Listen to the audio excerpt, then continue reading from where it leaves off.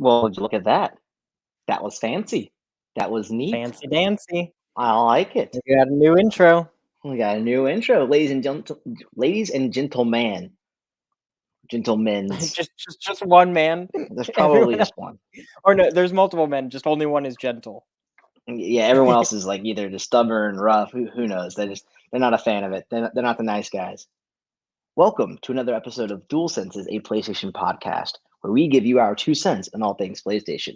My name is Alex Wolfe, joined here with the one, the only, the pooped one, Stephen Marro. And it was a poop.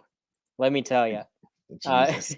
Hold on. Before you get into itself, okay, all right. Good Lord. You can catch us live each and every Friday night at 9:30 Eastern time, except for tonight where Stephen had to poop and it delayed us by half an hour. You can catch the show on YouTube and Spotify. If you're a fan of the show, be sure to rate, comment, like, subscribe, click the bell, do all the things, share it with your mom and your dad and your friends and family. If you want to see the show go, by all means, make your way over to www.mtfproductions.com/donate, where you can send it as little as $1. Help us do new things, like get a new intro, and do all these cool. Look at that fancy little spinny logo thing that looks like an old PS2 memory card. Look at that crazy little background. We did that because of dollars. That is because of dollars, people. Donate. Give us the money. Help Steven not have to make cringy McDonald's videos. Yeah. So what's happening now? That's because of tax return. But yeah, I'd like to sustain this into the future. But I figured might as well just do it now. I bit the bullet. Also, first of all, we weren't just late because of my poop. No, we were late because Steven had the poop. So I found Steven out. Just accept the poop. No, I accept the poop. I accept the poop, but okay, also the poop. I don't want any misinformation out there. My about work. Your poop. I found out after I went to work that I had to stay there an hour later. Holy shit! Holy shit! That's like a portal into the brick realm. Oh, dude, where am I, dude? You can't see me. See, audio listeners are missing out on the green screen disaster. Hey, my brother-in-law, hola Chucho, is tuning in. Anyways, but no, I found out that I had to stay at work an extra hour, so I was rushing to get home, and I just really had to shit. So I was like, you know what? Let's just push the show 30 minutes because I knew it was going to be a bad shit, and the shit wasn't the worst, but it was a spicy poop. So oh no, you can't have those. No. Yeah. Nope. Can't do that. So anyways, but we're here now, and that's what matters. Yeah, we're here now, sans poop, which is good. Are you doing we don't want poop. I'm not doing anything. What are you talking about? I opened the notebook, the video. The notebook cover was green, and the notebook is son of a bitch. It's green. Oh, no. So it's a brick. The brick wall, the brick mug. It's a brick house over here, Steven. Oh. I was going to take notes, but with my fancy Arkham Knight pen, but the ink is gone. It's a shame. Arkham Knight pen? Yeah, I stole it from GameStop years ago. Part of the marketing kit, and there's only one there. I'm like, well, this is mine. I love that half of the stuff we own is stolen from GameStop. Not me. I got rid of most of mine. Oh, well, half of the stuff I own is stolen from GameStop. Every decoration on the Christmas tree that I still haven't taken down, stolen from GameStop. All of it. You were admitting a crime online right now. What are they going to do? Fire me? Wah, wah. Well, Steven. Anyways, what have you been playing lately? Nothing. Honestly, it's been crazy busy. Like, I haven't touched a game, like, at all. Nothing. Like, I mean, no, I haven't played a thing at all week. I didn't touch Pokemon. I played some Pokemon Go. That's about it.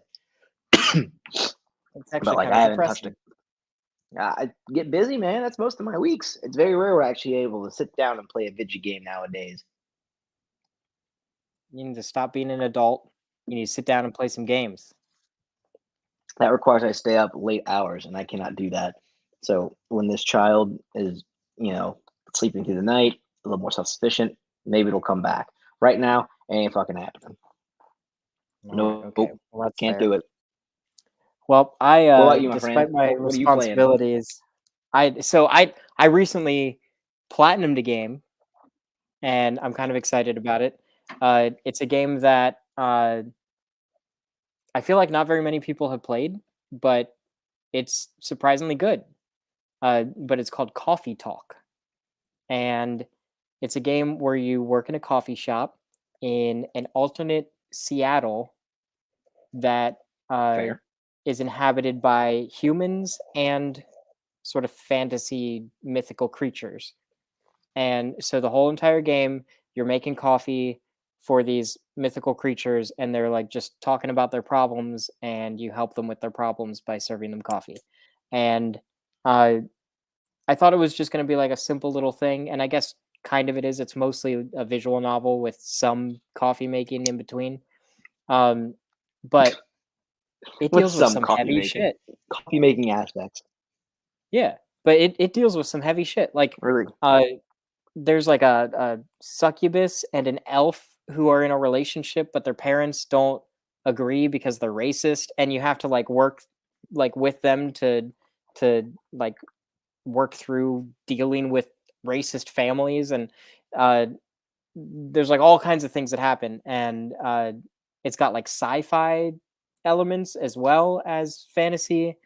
It was actually really cool. Some of it kind of reminded me of Wolf Among Us, where it's almost like it takes place in a similar world, and not just because of the combining of like mythical creatures with humans, but some of the Definitely is. subject matter that they tackle is very similar. But really cool. I highly recommend it if you're a fan of visual novels, very relaxing sound effects, and lo-fi beats. Then I think Coffee Talk is for you. Hmm. Hmm. Also, it's an easy Lo-fi platinum. beats.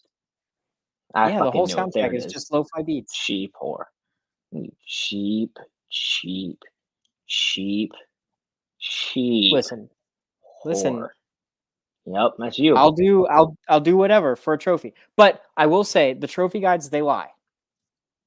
They said this was a 2-hour platinum. I played this game for like 10 hours. So All right, hold on. How much is that you just stopping? Be probably honest. five of those hours probably. Okay, that's what I It's thought. it's the lo-fi beats. It's like it's nice background music. There's like little coffee sounds, the Ridiculous. clinking and clanking of cups and mugs. Right, that you lost. Mm-mm. It's a Steven, nice game though. it's a light news week this week. Yep. It's a light I'm news gonna week be this honest week. with you, Alex. It's Not a it's whole lot it's going really on. hard to. Oh, There's like a stutter, and I think your internet might be fucked, Alex. Just throwing that out there. I already ran and Oh, tested all my stuff before this show, my dude. Speed and all. you're Now you're unfrozen. freezing up on me. I don't. I'm You're just glitching out, saying. but I'm just let it roll, dude. I'm gonna let it go.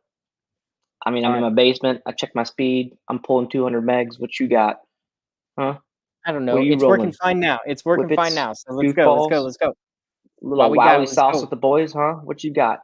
What do you I got? got. Don't talk That's about my right, sauce and the boys. motherfucker.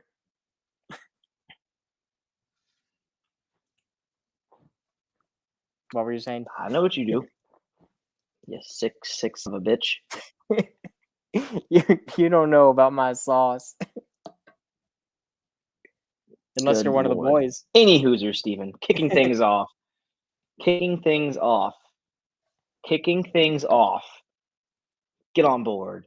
Get your mind out of the gutter. What's wrong with you? PlayStation Now games are leaving unceremoniously. This comes from Push Square. You can go check out the link. Give it a look, give it a read, give them the support. But games that historically with PlayStation Now is once they're released through the service, they are given an estimated date of when they'll be removed, whether it's a short or long time. We are seeing some instances where these games are just kind of leaving without any notice at all. Which is crazy because we just got our first day and date launch on PlayStation Now with Shadow Warrior 3, launch day and date on PlayStation Now services. It's going to be released to purchase. So interesting to see.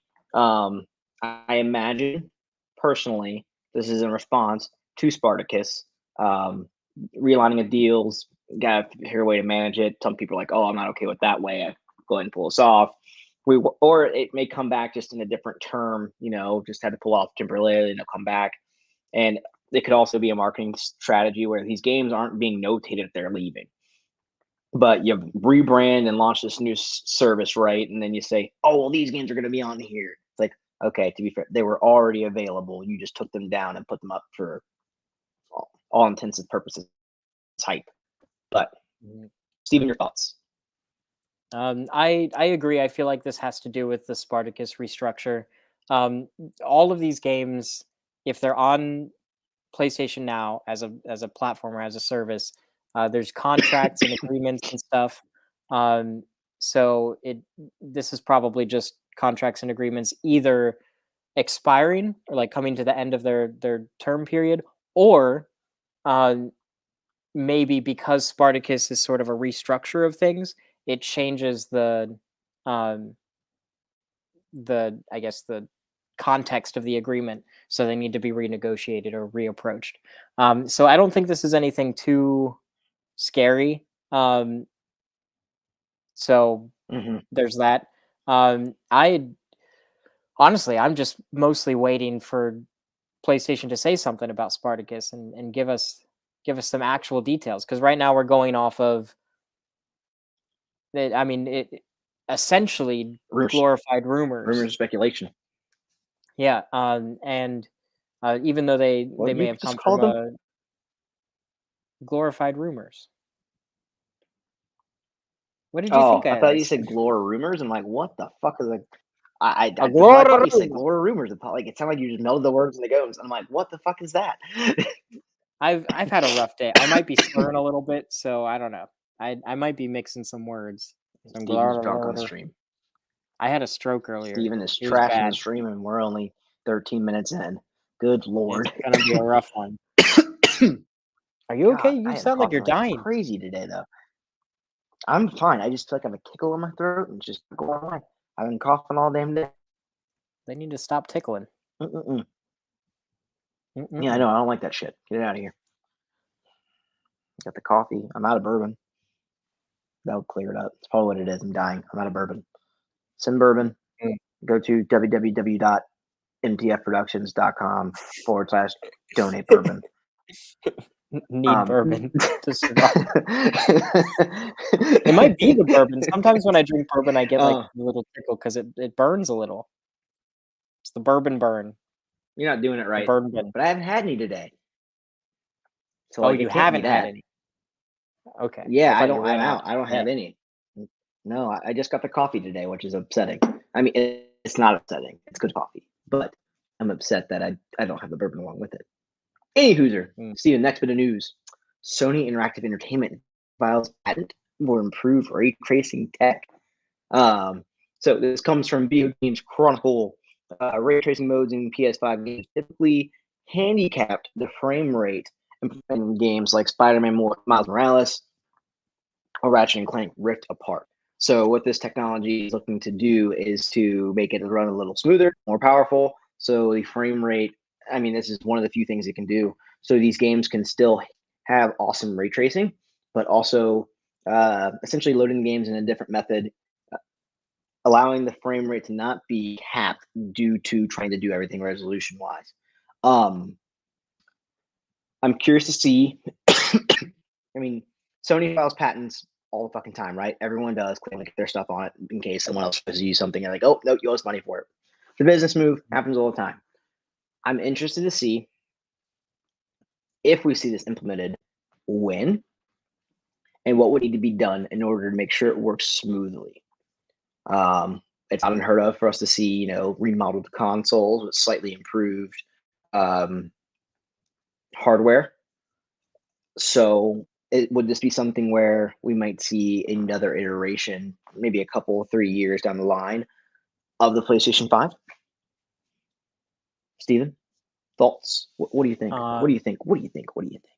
I mean, I think it's Give interesting. me an answer. Like you said, there are a lot of patents filed by PlayStation. Like Mhm. the just on the last episode, I think we talked about a patent that allowed them to retroactively add trophies to uh, games that previously didn't have them, like PlayStation 1 games or PSP games we were talking about. Mhm. So there's a lot of things, and we don't always see the results ever. But um, I mean, I Or feel it's like this widely is different from the reasonable. patent was. Yeah. Like, do you remember when they patented the? It was like a robot that sits next to you on the couch and plays games with you, like a Remember literal the robot. design patent they had for that stupid ass looking PS4 controller, or at least what it was speculated to be, where it was like two Move controllers you would separate and you could play, but it still had the glowing balls on the top, so it just looked Yeah. like this obnoxious fucking. That's what they expected people to. I mean, I am thankful PlayStation didn't go with that idea because it looks atrocious. But holy shit, why was that even an idea that crossed your mind? Honestly, that's what the God, Switch was, just without the is balls. I mean, the Switch did it, but it's like more. Switch is It's more PlayStation without the attractive balls. design, I should I say. said it. I said it. It's too late. Mm-mm-mm-mm-mm. Mm-mm-mm. No, the Steven, ray how tracing long do thing you I think think checks out. we go without saying? Yeah. Could you repeat the How question? long do How you long think do it we is go we what? see before we see it? How long do you think it will be before we see another iteration of the PlayStation 5? Uh, couple years. I don't know. The they're having a Yeah, hard time meeting demand with the current model. Um, unless the new model true. unless the new model uses like fewer parts that are in high demand, then maybe they'll switch over to that because it's more cost effective to produce, or it avoids certain production issues. But yeah, if that's not the case, then I feel like it's going to be a couple years at least because we're just waiting. Um, I That's mean, good true. I news mean, though. Um, the good news. I don't know if you watched the recent State of the Union address. I almost said state of play, but President Biden had a State of the Union address, and he was talking about moving um, the manufacturing of um, the fuck is it? Microchips? Is that what it is? the Um, semiconductors, thank the you. thing that everyone's been Uh, out of for 3 years. yeah, he's. They bought land and they're building a factory in Ohio for the production of this in the U.S. so that we don't have to rely on China as much. Which that's nice, but that's going to still take some time because this was literally just announced, and right now it's just empty land. But um, I feel like within a couple years we'll start to see that actually come to fruition. And if that's the case, then maybe we don't have to worry about supply constraints. Um, we don't have to rely on China for these machine parts. Um, Cost is probably going to go down. So, yeah, I don't know. I'm guessing 2 years. That's my guess for a new iteration on the Okay. PlayStation 5. Yeah, I'm right there with you with like another 2 years, maybe three. I don't think. I think if it comes down to it, there'll be numerous things. So what we've seen in the past with these hardware iterations, it is usually more compact, a slimmer model, if you will, some quality updates. So first example I can think of is the original PS4, the Wi-Fi band in radio channel at the PS4 could only pick up 2.4 gigahertz. So nowadays, where if you get internet through like Spectrum, Xfinity, Verizon, Google, whatever, you have the option of having two channels with one of the 2.4 and one's a 5. The original PS4 could not pick up that 5. You had to purchase a PS4 Pro or a PS4 Slim in order to pick up that channel. Um, Mhm. so quality of life, things like that, removing parts that you come to find out that may just not be as super integral to what you wanted to do. Like, oh, it's simpler now. We can do this without this taking up this massive amount of space. I mean, we've already seen it now with the PS4. There's two different models on PS4, PS5, two different models just based off of the fans. Granted, for the rest of it, pretty much the same. Nothing else crazy dramatic. But I'm sure we will see just quality of life things. I think when it comes to the demand piece, it's yes, they're not making the demand, but at the same time, they're also killing it in sales and are doing extremely well considering the environment they released the PlayStation 5 in. So I don't know how well Mhm. that'll play a factor. If anything, it'll be a matter of like you said, this will help with the demand piece because there's less they have to pay for or less parts they have to use to get this console in homes. Um, Hopefully, it's a better overall look and it can lay on its side or stand up vertically without the need of a stand, especially if it's Yeah, just I mean, laying flat. I don't mind the stand personally. I don't mind it I at don't all. mind it myself, but at the same time, I'm not sure where their head was at when it came to practicality of the PlayStation 5's console design. But yeah, 2 to 3 years, I imagine. Yeah, I'm right there with you. Moving right, moving right along. Last bit of news here. Housemarque's next game will be a new IP. So again, this comes from Video Games Chronicle. Sorry, Returnal fans, don't get the sequel quite yet. Housemarque has just stated that they're well underway developing their next game, but it will be a brand new IP. That's interesting. I'm Yeah, I'm not. It's interesting, not surprising. I can't remember the last time Housemarque's put out a sequel to anything they've done. Um, I feel like everything is. I mean, all the way from Superstardust HD on the PS3, maybe some ports of games. With yeah, Superstardust they've hitting the done like PS Vita. yeah, they've done like iterations on things, but I don't think they've done uh any like straight up A sequels. true sequel.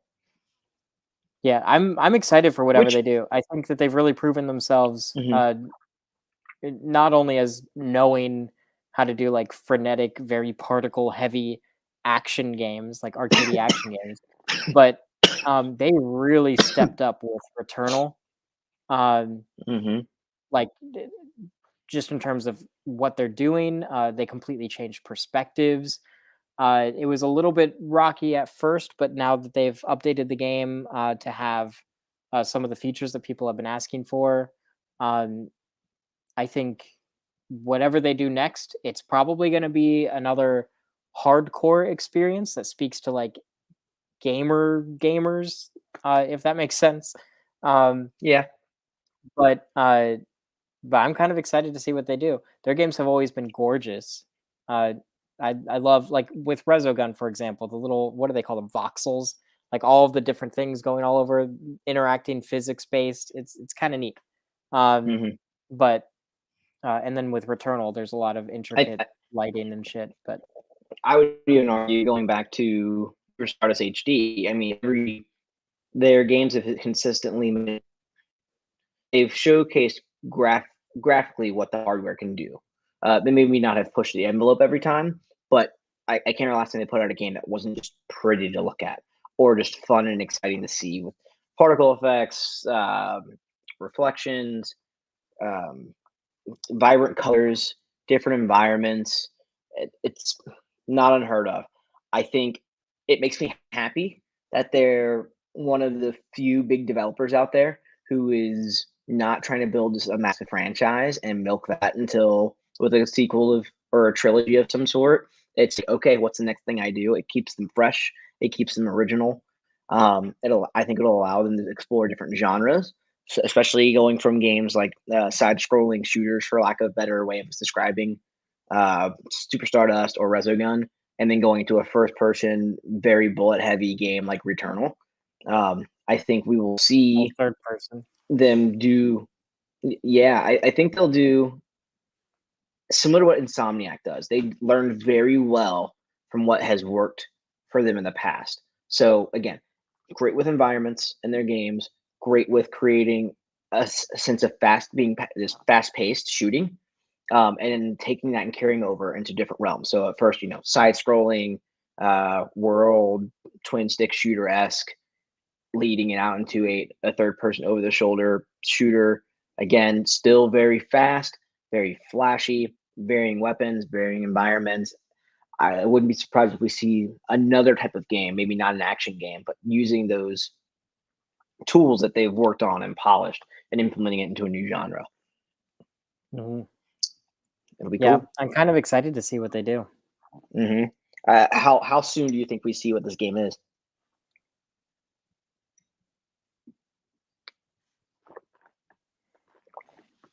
I'm gonna sound like a broken record, but I'm gonna say a couple years. Yeah. No, As- I think you're. They're not about. They take their time, right? I don't think we've ever seen a rush game, and they typically don't announce a game unless it's like, hey, we're confident in its ability and we're confident it's ready to go. Even Returnal, while yes, there was a patch that took a while to go through, they released it that way because they're confident with what they put out was fine. It was what they intended, and those patches I don't believe were being due to the games being broken. It just was, hey, people don't like that. Fix it, and they took the ability. Okay, we had the ability to fix it. Let's fix it. so I have a question. So it'll be cool. Maybe Yeah. you'll know the answer to this. Has Housemarque ever had like a VR mode for any game? Mm. I'm trying to I need remember. to refresh myself on what they've put out. Let me see. House. I feel like I have Marks. like a vague memory of like a patch for like Super Stardust in VR, but I might be thinking of something else entirely. But I wonder if Yeah, maybe I they mean, could be working on a VR2, like a PSVR2 game, because I feel like they would be an that would be interesting a fit good. for something like that. Yeah, I think they do. If they took what they like, just those aspects I mentioned there, like, and apply that to the VR space, that would be a blast. I'm on their website right now, so they've released Returnal being the most recent, Next Machina on PS4 in 2017, Matterfall also on the PS4 in 2017, Alien Nation and Resogun, Outland. Yeah, I don't know if they've done a VR game. I don't see one. If so, Hmm. it wasn't. They're not touting it anywhere, but yeah, I see what you mean. It does sound like something a space they would have at least dabbled into or added a mode to, but I do not. Can't think of one. Hmm. I wonder if I want that. Because You like wonder if you want that? yeah, because on one hand, I think that they could do something really interesting in VR, but on the other Mhm. hand, I know that if they make something that's exclusive to PSVR2, I'm probably not going to play it at launch. Uh, Right. so there's that. So I just don't know. That makes sense. Hmm. But either way, I am curious to see what they do next because I think Housemarque is good at what they do. Yeah. Yeah. Steven, another flagship first party PlayStation Studios title launched this week in the form of Gran Turismo 7. Yes. Receiving rave reviews, 9s and 10s Yes. across the board. The game is gorgeous. It's fun. The historical value that it provides to car enthusiasts and those just looking to get into the field of cars, or into that world rather, it is phenomenal. The customization's great. I feel like Gran Turismo, even when it's not a commercial success, will always be around. I feel like I wonder if we pull the numbers, how does Gran Turismo compare to other racing sims? More specifically, for example, being Forza Motorsport. Um, Granted, more time I believe is taken in between Turismo games as opposed to Forza. Um, Hmm. Whereas Forza, there's two titles. Gran Turismo is very.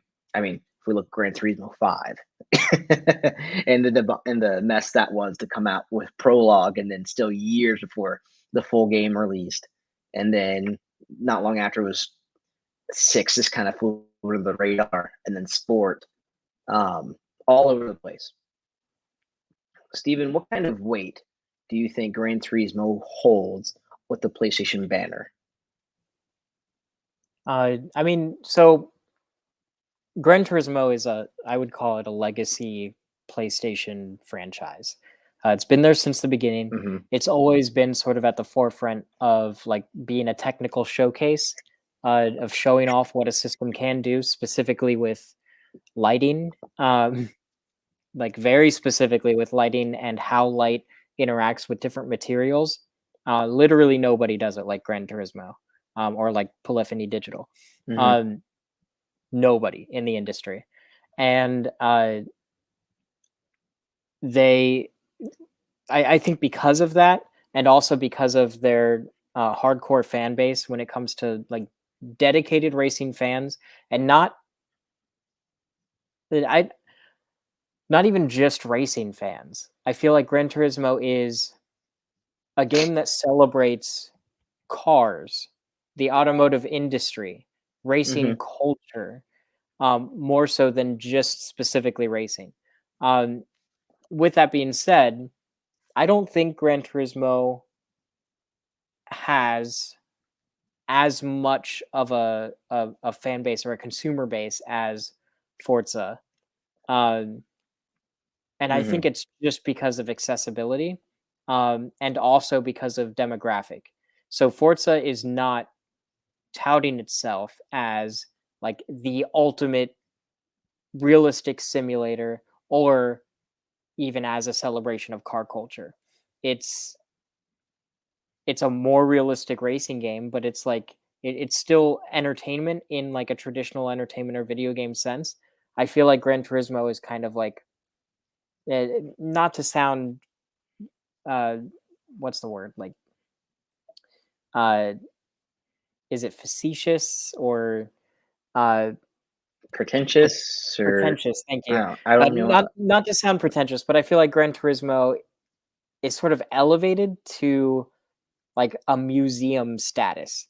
So much so that in the game they Okay. refer to several of their modes as like museum modes. Um, like Hmm. it's not like I don't know about you, but I don't always go to a museum to have fun. Uh, I go to a Right. museum because I'm interested. I'm like interested in the subject matter, or I want to learn something, or I'm forced to because school made me. Um, Something like that. And I feel like Gran Turismo is kind of like it's a museum, and it's Hmm. where you go because you are interested in and want to be immersed in that culture, in that industry, and kind of dabble in it and be able to interact with it in novel ways. And I think Forza doesn't necessarily hit that same mark or that same demographic in the same way that Gran Turismo does. Because of that, it's a little bit more niche, but I think that that's fine. I think Gran Turismo is still a very heavy player in the PlayStation portfolio, because of its legacy and Hmm. because for all the quote unquote controversy or whatever, regarding other entries in the series, um, Gran Turismo has consistently been a quality experience, and even with GT Sport, uh, it was still a phenomenal racing simulator. It was still a celebration of car culture, and Gran Turismo 7 is a return to form in terms of like the main line of the series and bringing back a lot of Hmm. the story elements and the progression elements that were missing from sport. And I I personally I feel like they're kind of in a league separate. uh, like I feel like Forza, Project Cars, like they're kind of very close adjacent to Gran Turismo, but I feel like Hmm. Gran Turismo is just like such a it's like it's got some kind of weird special sauce. I don't I don't know how else I to think describe it. I think you hit the nail on the head with what the game aims to be: a celebration of cars and car culture, and getting people, again, educating them on the history of the cars and the industry itself. Um, this game is more about the automotive industry more so than it is a video game, with what it teaches and what's available to you to learn. You just don't get that with Forza. You don't get that, especially with Project Cars. You don't get that. Forza, yes, the cars are there, but you're not. And it is a pretty game. It's a fun game, and you get that sense of speed. I mean, this is the first game in the Gran Turismo setting that's used motion blur, if where it's really shown. And that's my biggest thing with why I don't play them. Like, yeah, I like cars, but like if I'm playing a game, I want to get a sense of speed. I never got that with those games. Forza gave that to me. Even with the motorsport, not necessarily Forza Horizon games. Um, I think that's where you hit the nail on the head. It is those games aren't about the driving. I mean, it's there, yes, it is the real racing simulator, but there is such a heavier emphasis, and you know that, which is why they do such a fine and meticulous job with getting the car museum in there and teaching about it. I think the Gran Turismo franchise, like you said, it's definitely there for the hardcore fans. This game isn't a massive, like, oh, number one seller, Gran Turismo, number one in the nation kind of deal, highest grossing game of all time. It's not trying. It's not going to do that. It's not trying to. But it goes to show what the ability PlayStation has, especially with PlayStation Studios banner, of getting games that are of a top tier quality in every genre out there, every top genre, I should say. They've really capitalized on extremely well in the action adventure space. Gran Turismo will forever be their leading lady when it comes to racing games. Just alone in the legacy of what it brings, right? But it goes to show like what would happen if PlayStation really doubled down, and I mean really doubled down into a first-person shooter. What would happen if PlayStation really just doubled down and just put out a top tier PlayStation Studios JRPG, or even just a role play, not even a JRPG, even a Western RPG, a puzzle game, this, that, and the other. They do a good job, like we've talked about numerous times in the past, of picking out the right studio for the right job. And this is just prime example. Prime example. Um, so yeah, I've never played a Gran. I say that I've played a Gran Turismo game. I've never owned one. I appreciate what they are. I haven't played one. 7 has my attention, very much so, with what it brings to the table. I'm very excited to play it myself. PlayStation on their YouTube channel, they recently released the opening movie for the game, and I think it does a good job of painting a picture of like what differentiates Gran Turismo from other racing games. So the opening movie for the game literally opens with vintage photographs of like the origins of the automotive industry, like sketches on things and dates and like the names of people associated with these different designs, and those are juxtaposed with images of Albert Einstein. There's like old black and white footage of a ballerina dancing, and then the year. There's like old like footage of like Charlie Chaplin, for example, like uh, all of these different things. It's a trip through history and looking at cars through the context of history and their legacy. And then like it takes like 6 minutes before you get to actual modern day gameplay. And it just switches to the cars and you don't even notice the difference. It's like, oh, this is in game now. Uh, so that's kind of cool. But it's it's just a different kind of experience where I can guarantee they're not going to show in the opening of a Forza game a ballerina dancing ballet and compare that to like the form of a car. You just don't see that in any other game, like ever. Uh, No. and so Gran Turismo, I think, it's a special kind of experience. It's the it is a little pretentious, but it's earned that right. So I guess it wouldn't be It's pretentious by accessible. definition, but it's definitely the swirling of the wine glass and the wafting before you sip, um, instead of just chugging a drink and going. It's fair. That's a good point. Have you heard? I haven't done too much deep diving into this because it seems like a lot of this news kind of just broke today. The issue with their microtransactions and how much they may charge for the value of these cars in game. So I haven't heard much, but if it's anything like GT Sport, um, which I'm assuming that it is, uh, basically you're able to use real money to buy anything in the game, but all of it can also be bought with in-game money, and it's very easy to get credits. So it's basically like Mhm. a pick and choose what you want. You can spend real money if you want to, but you can always earn stuff in game. Uh, and like I I'm haven't gonna had any. pull up an article from IGN. Sorry. All right. Let me see. But I remember like they after launch for GT Sport, they did something where they basically made every single thing in the game, every car, every part, a microtransaction, and it's an option, but it never throws it in your face in GT Sport. Obviously, I haven't played Gran Turismo 7 yet, but I'm just imagining that Yes. that's how they have it set up now. All right, it's waiting on the page to load up. This comes. This is at IGN. This comes from Matt Kim. That here's the headline is Gran Turismo 7 new microtransaction model means some cars could cost $40. Just waiting on this little thing. Doing the stream here slows down the old IGN browser. So hang tight, ladies and gentlemen, and listen to the soothing soothness of my very, very great and adult-like burly man voice. Ba ba ba boom. Shamalama long. Shamalama ding dong. It's really taking that long to Wrong, load. wrong, Jesus. wrong. Yeah, hold on. Let me see if I can pull it up faster on my phone. I'm watching little bars kind of go and not. Well, I say go, but it's not going. Let's see.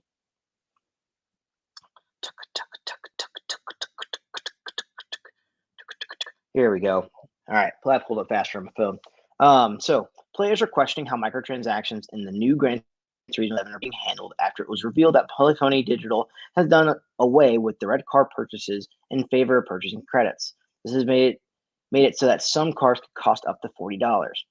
In the last Gran Turismo game, Gran Turismo Sport, individual cars could be purchased at a set price. In Gran Turismo 7, however, players can only acquire in-game currency called credits, which range from $2.49 for 100,000 credits or $20 for 2 million credits. While credits can be earned in-game through grinding, this new microtransaction system has resulted in some changes within the marketplace since the last Gran Turismo game. According to VGC, cars that would cost $5 in Gran Turismo Sport are almost $40, as it costs 3 million credits or purchasing the 2 million credits option twice. Gran Turismo's credit costs are likely meant to encourage players to grind for their dream cars and earn credits through in-game challenges, but the loss of one-off car purchases still stings. Plus, given some legendary cars are 3 million credits, not having the option to purchase only the required amount also leaves a bitter aftertaste. However, players with the time to drive towards their dream car on their own will be happy to know there's an amazing game worth the grind. What do you I think? think I think it's a non-issue. It's basically it's like a time saver microtransaction, and yeah, the Yeah, price might seem ridiculous, but uh, like if it's anything like GT Sport, and based on what I've seen, it's very similar, but a lot more of it. Um, yeah. in GT Sport, every time you do anything, you're rewarded, and you're getting credits, you're getting cars, you're getting all kinds of shit. Literally every time I turn on the game, it's like, oh, here's a car, here's 100,000 credits. Oh, you want a race? Here's 25,000 credits. Like it's very easy to rack that stuff up. Hmm. And with GT7, uh, there's like for example the car cafe or whatever. They give you like different menus, and each menu item is a goal, and when you hit that goal you get rewarded with credits and cars and parts and different perks and things. And literally everything is tracked. Every mile that you drive, every screenshot that you take, everything, and you get credits as you progress in all of these different things. I feel like it's not going to be that much of a grind, and I could be proven wrong. But like I absolutely suck at Gran Turismo games, and in GT Sport, I was still able to get some pretty high up their cars, um, and I barely even raced. I would literally just fuck around in the menus, and I would get rewarded because I was poking around, I guess. I don't know. So I think it's a non-issue. If you want to spend money to get a virtual car in a game, like if you want to spend real world money to get a virtual car in a game, then that's your own business. But you got the game, play the game is how I feel about it. I agree. I don't think it's kind of weird to see it, right? Because it is such a drastic change from what I understand in pricing structure of this whole thing. But again, it's like anything else with microtransaction nowadays. If you really want it that badly, but you don't want to spend the money, gotta do the grind. Gotta do the time. Time to grind. Time. Steven, that's all we've got. There's not much going on this week. Not a whole lot. Yeah, I got nothing. We're just sitting here waiting some news to happen. I imagine a state of play will happen this month. I think we'll get a doozy of a state of play this month. I think detailing Spartacus and probably some new games. Mostly Spartacus though. But what other exclusives are we waiting for from PlayStation Studios other than God of War? Forspoken. Forspoken, God of War. Those really being the biggest two I can think of off the top of my head. Ghostwire Tokyo, that's kind of soon, isn't it? Yeah, that's this month, and it's the end of March. But like, I don't think we have a date for God of War yet. We do not have a date for God of War. Is there a date for Forspoken? Yes. Hold on. I'm looking it up right alongside you. Because I feel like we've got to have more PlayStation Studios games. May 25th. Okay. They're really blowing their load, aren't they? Horizon, I think Ghostwire Tokyo, Gran Turismo, boom, boom, boom. Yeah, I mean they had a really strong opener this year. It is a very real thing, and we're gonna hit a bit of a dry spell, but that also makes sense, given the timing of what everything's going on.